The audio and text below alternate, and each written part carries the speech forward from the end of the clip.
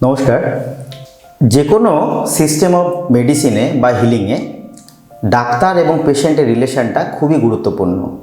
এটা যদি কোনো রকম ব্যতিক্রম হয় তাহলে কিন্তু হিলিং হতেও দেরি হয় এবং ইমপ্রুভমেন্ট কিন্তু খুব ডিলে হয়ে যায়। এইবারে আমরা বিশেষ করে যারা পশ্চিমবঙ্গের পেশেন্ট তাদের ক্ষেত্রে একটা খুব কমন নোশন যেটা শোনা যায় সেটা হচ্ছে আমাদের এখানকার ডাক্তারবাবুরা ভালো করে কথা শোনেন না, ভালো করে দেখেন না, তাই আমরা এখানে তাড়াতাড়ি সুস্থ হতে পারি না। এবং এটারই পরিপ্রেক্ষিতে কিন্তু আমাদের একটা খুব যেটা চল বলা হয় সেটা হচ্ছে দক্ষিণ ভারতের বিভিন্ন হাসপাতালে পেশেন্টের চলে যাওয়া।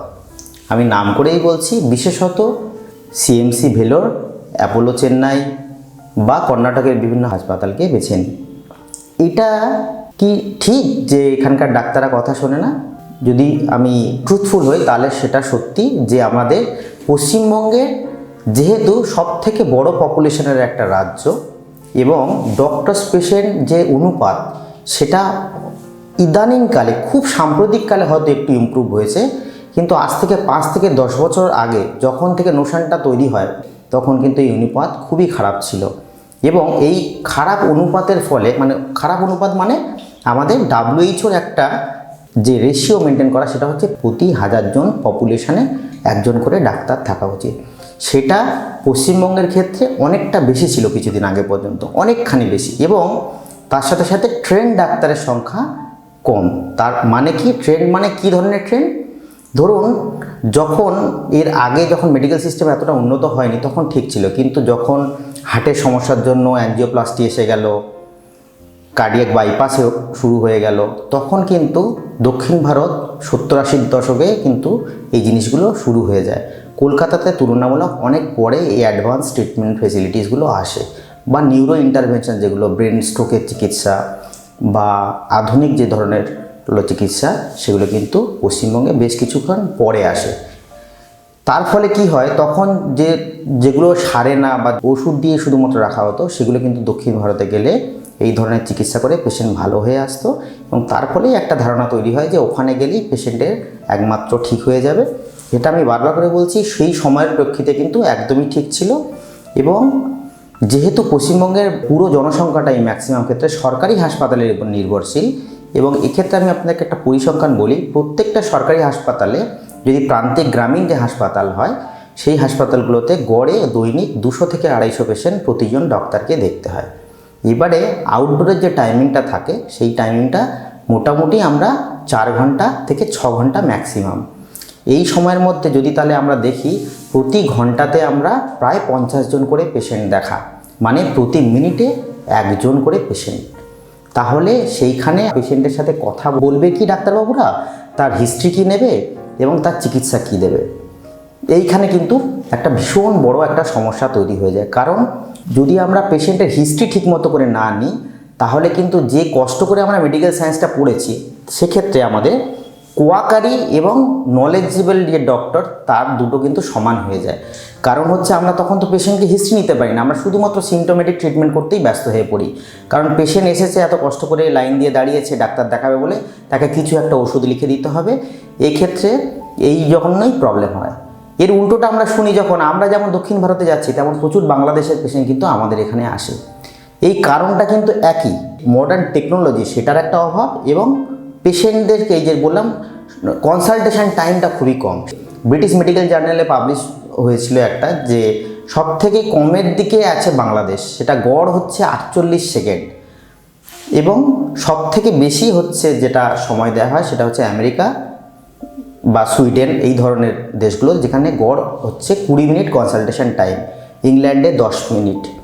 তো তার মানে আমি যদি একটা মানুষকে 20 মিনিট ধরে দেখি, তার কথা শুনি, তাহলে তো তার রোগ সম্বন্ধে বুঝতে আমার সুবিধা হবে। এবং এখানে আরেকটা ফ্যাক্টর যেটা কাজ করে, যে কোনো রোগে একটা সাইকোসোমাটিক বা সাইকোসোশ্যাল কম্পোনেন্ট থাকে।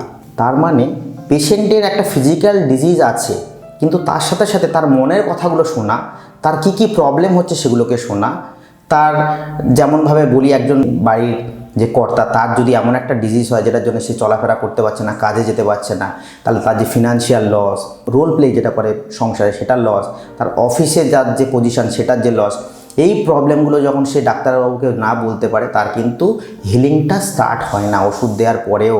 এটা দেখা গেছে এখনকার দিনে মডার্ন রিসার্চে, যে ফিজিক্যাল কম্পোনেন্ট অফ এনি ডিজিজের সাথে সাথে আপনি যদি সাইকোলজিক্যাল সোশ্যাল যে ইম্প্যাক্ট, সেটাকে যদি মানে কাউন্সিলিংয়ের মাধ্যমে, তার কথা শোনার মাধ্যমে সেগুলো যদি না করা হয়, তাহলে কিন্তু তার হোলিস্টিক কিওর যেটাকে বলা হয় সেটা কিন্তু হয় না। এবং আরেকটা ইম্পর্টেন্ট জিনিস হচ্ছে, প্রান্তিক হসপিটালের কথা ছেড়ে দিয়েও যদি আমি কলকাতার, যেহেতু পশ্চিমবঙ্গের চিকিৎসা ম্যাক্সিমাম কলকাতা কেন্দ্রিক, সেখানে কলকাতার যে কোনো বড় সরকারি হাসপাতালে তারা যখন সারা রাত ট্রাভেল করে ভোরবেলা থেকে লাইন দিয়ে দাঁড়িয়ে দুপুরবেলা যখন ডাক্তারের কাছে পৌঁছায়, তখন নিয়ারলি 10 সেকেন্ড, 20 সেকেন্ড, 1 মিনিট এইটুকু সময় তারা পাচ্ছে। আমি SSKM হাসপাতালের কথাই যদি বলি, সেখানটায় সমস্ত বড় যে আউটডোরগুলো আছে সেগুলো কোনোটাতে 200, কোনোটাতে 300, কোনোটাতে 400, কোনোটাতে 500, কোনোটাতে 600, 700 জন করে পর্যন্ত পেশেন্ট হয়। সেখানে যদি 4-5 জন করে ডাক্তারবাবু মিলেও দেখেন, তাহলে গড়ে প্রত্যেককে 100 থেকে 150 পেশেন্ট প্রতিদিন দেখতে হয়। তাহলে এটা একটা ইনহিউম্যান টাস্ক, এখানে কিন্তু কোনোভাবেই সম্ভব নয়। আর একটা খুব ইম্পর্টেন্ট জিনিস হচ্ছে, আমি বারবার করে বললাম, দক্ষিণ ভারতে যেই সময় ওই ধরনের ট্রেন্ড ডাক্তার অনেক বেশি, তখন কিন্তু পশ্চিমবঙ্গে, মানে আমরা যখন ডাক্তারি পাস করি তখনও পর্যন্ত পশ্চিমবঙ্গে প্রতি বছর 2 জন করে কার্ডিওলজিস্ট পাস করে বেরোতো। সেটা কী কারণে জানি না, সিটের সংখ্যা এতটাই কম ছিল যে টোটাল 2 জন কার্ডিওলজিস্ট মানে চান্স পেত। তাহলে একটা বছরে যদি এত পপুলেশনের উপরে 2 জন করে কার্ডিওলজিস্ট বেরোয়, তাহলে সে কি করে এত পপুলেশনকে ক্যাটার করবে? স্বাভাবিকভাবেই তাকে দক্ষিণ ভারতে বা অন্য জায়গায় চলে যেতে হচ্ছে। কিন্তু এখন পরিস্থিতি অনেক ভালো, এখন সিটের সংখ্যা অনেক বেশি, এখন কর্পোরেট হাসপাতাল বা বেসরকারি হাসপাতাল অনেক বেড়েছে, সেখানটাতে মানুষ যেতে পারছে যাদের ইকোনমিক্যাল সুবিধা আছে। তার ফলে সরকারি হাসপাতালের চাপ বেশ কিছুটা কমছে, এবং কিন্তু আস্তে আস্তে হলেও সিচুয়েশান একটু ইমপ্রুভ করছে, কারণ সরকারি হাসপাতালেও ডাক্তারের সংখ্যা অনেকখানি বেড়েছে। ট্রেন্ড ডাক্তার, বিশেষজ্ঞ চিকিৎসক যাদের বলা হয়, তার সংখ্যা বাড়ার ফলে কিন্তু এগুলো হয়েছে।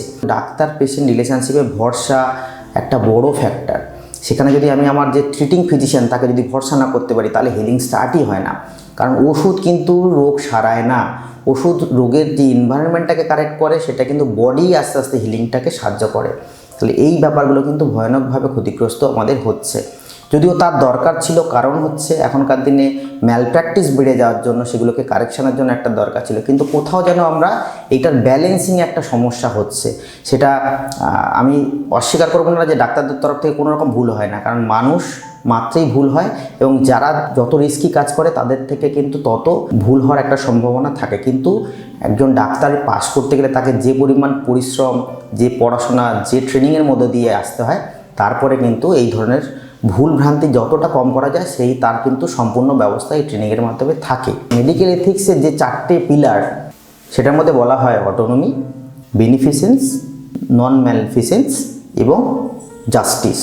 অটোনমি মানে পেশেন্টেরই সব থেকে অধিকার থাকে তার কীরকম থেরাপি সে নেবে, কেমন থেরাপি সে নিতে পছন্দ করবে, তার সাথে অপশানস দিতে হবে আমাদেরকে, তাকে বুঝিয়ে বলতে হবে with proper background of knowledge.